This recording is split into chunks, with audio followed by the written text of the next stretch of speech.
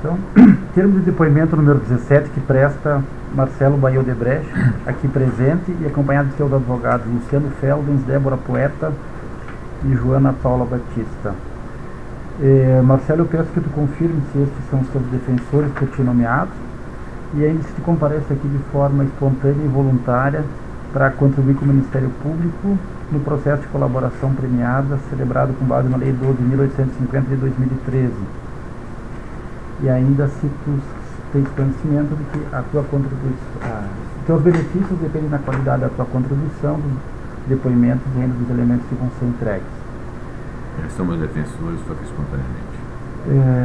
Por favor, Marcelo, eu queria que tu falasse a respeito do anexo número 6.1.1, crédito BRK, crédito ao PT, Governo Federal pela aprovação da MP 613/2013, REIC. Pagamentos a parlamentares para a conversão da MP 613/13 em lei. Com Guido, a única contrapartida específica mesmo que eu tinha alinhado em função do pleito foi a questão do refis da crise. Aí, quando chegou em perto de 2014, ele sinalizou que tinha expectativa de uns 100 milhões para a eleição de 2014, tá? E aí internamente, ou seja, o Guido não sabe que esse crédito veio, da onde veio, que empresa bancou, ou qual foi, mas internamente esse crédito eu combinei internamente, a gente alocou a Braskem, até porque na época a campanha Eduardo Campos e já a construtora tinha gasto quase 50 milhões, não era na campanha, era num problema que eu informava dele, um problema que ele teve lá com o presídio, a construtora tinha bancado isso, e já estava também a compromisso da campanha do Aécio estava na área da construtora. Então aí foi uma divisão interna, a Braskem assumiu esse compromisso do 100, e internamente a gente alocou ao REIC, porque esse era o nosso hábito, quer dizer, tudo que a gente procurava, tudo que era pagamento, seja ilícito, seja lícito, de qualquer maneira, a gente sempre alocava o centro de resultado. E no caso era o REIC, por quê? Porque o REIC foi, de fato, algo importante para a sobrevivência da Braskem na época, foi um valor significativo e foi uma interface muito grande com o governo, quer dizer, tanto do ponto de vista de ministro, foi um envolvimento, o REIC foi o último daqueles pacotes de desoneração que houve, quer dizer, começou a ter os pacotes de desoneração para vários setores. A Braskem já estava negociando com a equipe técnica Fazenda, a equipe técnica do Medic, mas começou a haver uma pressão na mídia para acabar com essas questões do pacote de exoneração. Então, quer dizer, no fundo, tinha embasamento técnico? Tinha. Tinha justificativa e necessidade de ter o EIC? Tinha. Mas não tinha saído se não tivesse um apoio político. E provavelmente também, se eu não tivesse todo esse acesso, essa interface, e ficasse lá fazendo pressão, entendeu?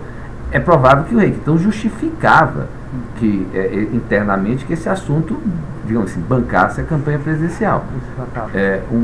Desculpa, Marcelo, tu poderia só explicar um pouquinho melhor por que esse projeto era importante para a Braskem? Qual era a razão da Braskem estar com dificuldades naquele momento e por que ela precisava resolver esse problema? O grande problema, na época, era o shale gas. A gente tinha a petroquímica brasileira baseada em nafta, certo? Era um contrato e o shale gas veio e praticamente destruiu a competitividade da petroquímica baseada em nafta. O nosso contrato com a Petrobras naquela época simplesmente ficou inviável. Só que quando eu assumi no conselho da Braskem em 2009, eu tomei uma posição que é o seguinte: a Petrobras está sentada no conselho, ela é minha principal sócia.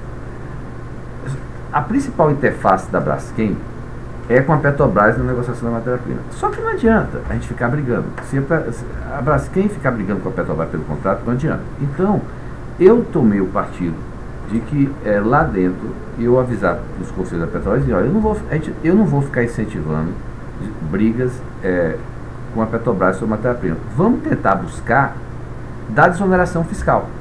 Ou seja, é uma maneira de unir a agenda, porque eu sabia o seguinte: por mais relação que eu tivesse, seja com o Guido, seja com a Dilma, a Graça tinha muito mais do que eu. Então não adiantava, se eu fosse brigar lá para tentar melhorar o contrato de matéria-prima com a Petrobras, eu sempre ia perder. Então, o que eu fazia? Vamos juntos. A única maneira que eu tinha de ter um consenso entre Petrobras e Odebrecht para ir junto brigar por uma redução do custo da matéria-prima na Braskem era a desoneração fiscal. Como estava tendo várias exonerações fiscais, nós embasamos tecnicamente a questão da desoneração fiscal. Essa desoneração fiscal da Braskem, é importante entender assim, a Braskem é o primeiro elo da cadeia. Então, não era necessariamente só para a Braskem.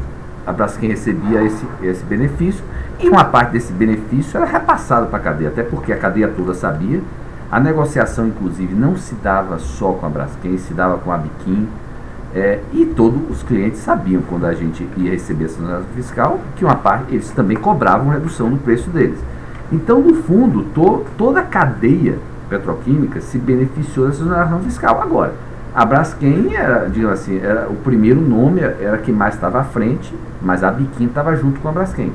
Agora, então tinha embasamento técnico, tinha legitimidade, mas é aquela história. Também você tem vários projetos no Brasil que tem legitimidade, tem embasamento técnico, mas se você não tem acesso ao REI, você não consegue aprovar. Então, é difícil precisar, se com todo embasamento técnico, com toda a justificativa que havia para sair o REIC, se ele ia sair, se a gente também não tivesse o acesso que tinha para fazer esses nossos pedidos, entendeu? Então, essa questão é difícil. Você acaba não sabendo se você teve aquilo aprovado porque tinha um embasamento, tinha legitimidade, ou porque você tinha acesso ao poder, que no fundo era porque você era grande doador. Exemplo, o REIC, por exemplo. Eu me lembro o seguinte, os pacotes estavam acabando. Então, na mesma época, foi negociado o pacote de etanol. O pacote de etanol era um pacote que tinha muito mais pessoas envolvidas, porque aí a Odebrecht Agroindustrial é uma parte do setor, pequeno. Nós éramos o segundo ou terceiro player, mas vários players. A única estava na frente. Então, por exemplo, o pacote de etanol não tinha a cara do Odebrecht. O REIC tinha, porque era a Braskem. Braskem era quem mostrava a figura. Então, por exemplo, o pacote de etanol era uma coisa mais difusa. Então, veja como as coisas funcionavam. Então, teve uma reunião lá no Palácio do Planalto, no Palácio Palácio Planalto, com representantes do setor agroindustrial. Eram as 5 pessoas, eu me lembro o Guido, a presidenta, para falar do pacote de etanol. Terminada essa reunião, ficou definido que o pacote de etanol seria anunciado no dia seguinte. A essa altura do campeonato, eu sabia que a pressão estava grande, talvez esse fosse o último anúncio. Aí, quando terminou a reunião, eu cheguei para o Guido e falei assim: Guido, veja bem, se você vai anunciar o pacote de etanol, o REIC já está mais do que discutido com as equipes técnicas, já está mais do que aprovado. Anuncia junto, porque se não anunciar junto, vai ter bombardeio em cima do pacote de etanol, mais uma desoneração, e depois vai ficar mais difícil. E aí foi anunciado junto. Mas veja bem, o pacote era legítimo, se justificava. Agora, será que ele teria sido aprovado se eu não tivesse esse acesso? Quer dizer, é uma coisa difícil de dizer. Mas esse pacote ele ficou vinculado a uma contribuição. Ele ficou... Não ficou. Ele não ficou. Nunca é aquela história. Fora a questão do refis da crise, eu nunca mais tinha... eu nunca mais acertei nenhuma contrapartida com o Guido. Mas é aquela história. Ele sabia que eu era o grande doador, ele sabia que eu ia... E a partir do momento que eu tive com ele começou... Eu tinha acesso a ele. Quando eu pedia para ele para aprovar o REIC, ele sabia que ele estava falando com um grande doador. Ele sabia que ele estava falando com alguém que recorria. Ele sabia que ele falava com alguém que dava dinheiro a João Santana. O fato de anunciar e aprovar o pacote mesmo junto com o etanol é porque ele já sabia que ia receber em troca. É isso que você está querendo dizer? Eu não sei se ele sabia que ia receber em troca daquele pacote, mas não, ele sabia... Ele sabia que ia ter sempre em mim, ou seja, ele sabia que se lá na frente eu não concordasse com o valor, ele sempre podia voltar lá e dizer, aquele pacote foi importante para vocês, ajudei. É aquela história, você acaba não precisando Ele com certeza não precisava usar o argumento, eu não precisava usar, mas ficava, aquela história, sabe? Você tem o argumento, mas não precisa nem usar ele. Entendi. Mas a Braskem, ela era o primeiro elo dessa indústria química, né?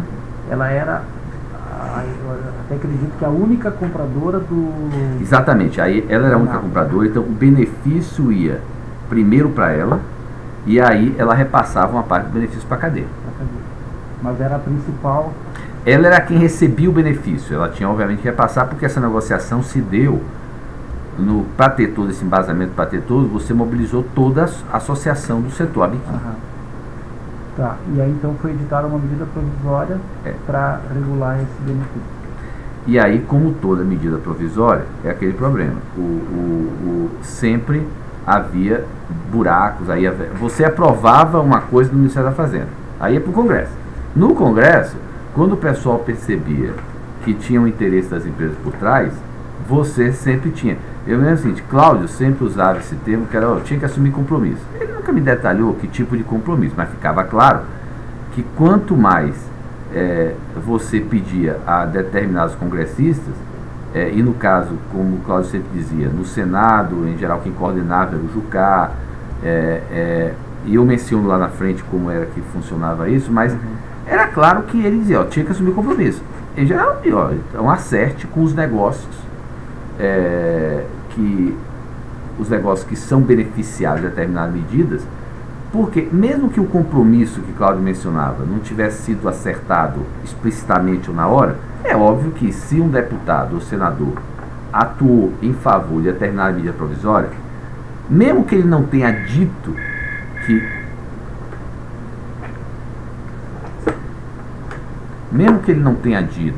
que demandaria um recurso por conta daquela medida, criou expectativa. E lá na frente, ele ia cobrar. Então, e eu dizia sempre para Cláudio, cuidado, porque, veja bem, você começa a usar, por exemplo, o Jucá. Mesmo que você não acerte com o Jucá, que é 4 milhões por conta dessa medida provisória, aí você cria expectativa, lá na frente ele vai pedir um valor absurdo para a campanha, e aí não vai aparecer ninguém para pagar. Então, já alinhe, já autorize com os negócios que são beneficiários de cada medida aprovada no Congresso, uma expectativa que esses negócios vão bancar lá na frente em relação a candidaturas. São esses 100 milhões que, em razão do tempo e do esforço que o colaborador teve nessa interrupção e pedido de interesse da Braskem de Sergipe, conforme garantiu a competitividade do setor Braskem até pelo magnitude do tema, do peso do estrangeiro colaborador, foi responsável pelo pagamento de 100 milhões a PT, governo federal, do valor global, um contrato com o Guido Mani, que foi sobre a Braskem para a Itália. Isso foi na minha conversa com a Braskem. Tá. Quer dizer, com a Braskem a gente combinou que eles assumiriam isso por conta também daquela questão que a construtora já estava bancando a campanha. Tá. Mas eu nunca explicitei isso ao Guido, nem precisou, entendeu? Tá. Aí também tem o colaborador reconhece, porém, que a negociação desse incremento pode correr com o Guido Mani, que fizeram a campanha presidencial de 2014, e deu um período em que o colaborador mantinha com as tratativas. Ele está se explicada nisso. É o que eu digo, a história, eu não precisava explicitar, mas nesse momento da negociação do Reiki, coincidiu também com o momento em que o Guido estava dizendo, Marcelo, eu tenho expectativa de tal valor. Por isso que o valor, esses 100 milhões eu aloquei, porque a essa altura do campeonato já tinha acabado os 50 milhões. Tá. E ele já estava me dizendo, Marcelo, eu tenho expectativa para a campanha. Mas ele não deu números. Não, ele me disse, ele tinha expectativa de 100 milhões. Por isso que eu aloquei 100 milhões aqui. Ele disse então, tinha. O Manteiga disse que tinha expectativa de 100 milhões. Porque, veja bem, o que aconteceu? Quando foi do refis da crise, ele me disse que tinha, ele pediu a contrapartida de 50 milhões. Tá. Que ele só, para a campanha 2010, mas que ele acabou não usando, e só começou a usar a partir de 2011. Então, quando ele começou a usar, quando o Palocci saiu, ele começou a usar por conta dos 50 milhões. Quando chegou perto da campanha 2014, eu não sei precisar quanto, os 50 milhões já tinham ido embora. Sim. Aí ele me disse, Marcelo, você sabe o seguinte, a campanha está se aproximando, tá? Eu tenho uma expectativa de uns 100 milhões aí de vocês. Entendeu? Tá, mas em que momento ele falou dessa expectativa? Lá no momento que vocês estavam negociando? Não, em algum momento, não necessariamente. Se olhar a minha agenda com ele, a minha agenda com o Guido nunca foi assim isso em troca disso, Tá, fora a tá. questão do refis da crise. Tá. Você olha assim, eu tinha uma agenda com ele que eu levava minhas demandas, ou as necessidades que tinha, os pleitos dos meus negócios. Aí, na mesma agenda, ele pedia assim, ó Marcelo, resolva esse assunto aí para João Santana, resolva para Vacari. Ou podia ser o contrário, eu recebi uma ligação para estar com ele na segunda-feira, ou na sexta, para ele me pedir uma coisa. Aí ele me pedia isso e eu emendava meus pleitos. Tá. Se o rei não tivesse saído, os 100 milhões teriam saído igual? É provável que eu tivesse chiado mais. Quer dizer, é provável que se eu não tiver, naquela época a gente tinha tantos outros problemas que ele não estava resolvendo, que se o rei que não tivesse saído, é provável que eu tivesse criado dificuldade, não tivesse dado esse valor de 100 milhões. Tá. É provável. É difícil. Eu acho que com o tamanho dos problemas que a gente tinha na época com o governo e eles não estavam resolvendo, eu acho que provavelmente sem o rei que eu não teria aceitado os 100 milhões não. Tá. Marcelo, Até por isso a justificativa nossa de alocar esse assunto à Braskem. Ok. É difícil, eu acho que eu não teria aceitado os 100 milhões. Tá. Marcelo, eu queria que tu explicasse quem na Braskem era o responsável por essa negociação. Foi o responsável. Falasse do Cláudio Melo Filho. Olha, Mas as na intervenções no Congresso, todas as negociações no Congresso eram conduzidas por Cláudio, que ele buscava a autorização dos negócios do respectivo executivo Aham. que na empresa tivesse encarregado dessa negociação. Podia ser ou ele ou um diretor específico da área, eu não sei precisar, o Cláudio com certeza sabe quem autorizou ele. Isso é fácil perceber, porque é o seguinte, quem pagou, na nossa cultura, quem paga autoriza. Então, provavelmente lá no sistema lá hoje deve ter da onde saiu o dinheiro para pagar o tal deputado, tal senador. Quem pagou foi quem autorizou. Tá, falaste aqui deputado e senador. No processamento dessa medida provisória no Congresso, teve alguma dificuldade, algum problema, alguém criou alguma situação? Eu não sei precisar se há problema, algumas vezes. Tá, porque se tu referes no anexo, desculpa te interromper, que tu avisaste a Guido Mantega que ele deixou muita coisa para ser resolvida no Congresso, pronto, isso então, gerou perfeito. uma série de demandas. Então, o que acontece, eu não sei precisar em cada medida específica. Aham. O que acontece é o seguinte, em algumas medidas, as coisas saíam uma explicitação ou outra, Sim. saía da fazenda meio desarrumada, meio dúbia, que podia gerar questão. Então, no Congresso, você ia e ajustava algumas coisas, entendeu? Alinhava com a fazenda, Sim. mas na hora que você pedia isso aí, o deputado ou o senador sempre criava expectativa. Então, no fundo, teve, e tinha casos também que eu me lembro, que o seguinte, a fazenda, para não se desgastar, ela deixava que as coisas fossem ajustadas no Congresso. No caso específico, então, teve muita coisa que foi. E eu me lembro disso aí, porque, inclusive, eu tenho um e-mail que eu estava indo para uma reunião com o Guido, por isso que essa nota, depois eu recuperei, essa nota foi decorrente de um e-mail que eu mandei para Cláudio, antes de ir para um encontro com o Guido, onde eu dizia assim, Cláudio, a festa do agronegócio, do pacote de etanol e teve custo da festa na casa? Aí ele falou sim. Aí ele me falou sim, eu não procurei nem saber. Eu até pedi para ele, me informe depois, mas eu não me lembro o que era, mas eu cheguei para o Guido e falei, Guido, teve custo. Até é uma forma também de eu dizer o seguinte, você não fez tudo que devia fazer, então deixou problema. É mais também uma negociação minha para ele não supervalorizar o que ele fez para a gente, entendeu? Tá, e aí esse custo era compensado de alguma forma? Não, isso na verdade é uma maneira minha de ele não ficar supervalorizando as coisas. Então eu disse que tinha custo, então é uma maneira de desvalorizar um pouquinho o esforço dele. É a parte da negociação de expectativas, entendeu? Não teve custo, teve custo. Aparentemente teve custo. Esse custo, não sei informar, foi é que eu digo, as intervenções no Congresso e as negociações no Congresso, Do Cláudio. Cláudio, ele fazia, mas ele buscava autorização do empresário do negócio que estava responsável por comprar a determinada medida provisória. Aí, caso a caso é um caso. Pode ser um diretor específico ou o LE, que autorizava. Mas aí ele vai poder dizer quem era que autorizava cada coisa específica. Não. Os senhores têm alguma crença? Não. Entendeu? Então, O que eu digo é o seguinte, em vários momentos ele dizia para mim, ó, Marcelo, teve compromisso, tinha compromisso, eu dizia, ó, de minha parte você só alinha com, se tem compromisso que você está assumindo, alinhe com o negócio. Quer dizer, apesar de eu não autorizar o pagamento específico, muitas vezes sabia do pagamento, eu sabia que tinha alguns compromissos que estavam sendo assumidos. Tá. Quem é que gerenciava esse custo? Eu tinha a gerência planistas, esses outros custos, quem é que gerenciava dentro da empresa? Aí cada negócio seu. Lá é o seguinte, para você fazer um pagamento, nós éramos extremamente descentralizados, cada um tinha um centro de resultado. O que tinha um centro de resultado pode ser um contrato, ou qualquer tipo de negócio é um centro de resultado. Então, os pagamentos, seja lícito, seja ilícito, de qualquer natureza, eles tinham que ser aprovados pelos responsáveis pelo centro de resultados. E o responsável pelo centro de resultados podia aprovar. Então, eu, por exemplo, o que eu aprovava era basicamente o que era referente à campanha presidencial. Que eu tinha uma linha, a campanha presidencial comigo. Então, tudo referente à campanha presidencial era aprovado por mim. As outras campanhas, eu comento lá na frente, Vai para cada das municipais, era o regional? Aí eu acho que tem um anexo que eu comento mais, porque aí tem uma dinâmica própria. O Congresso era Cláudio? Não necessariamente, por isso que eu digo, tem uma dinâmica própria. E aí eu tenho um anexo mais na frente que eu elaboro mais isso.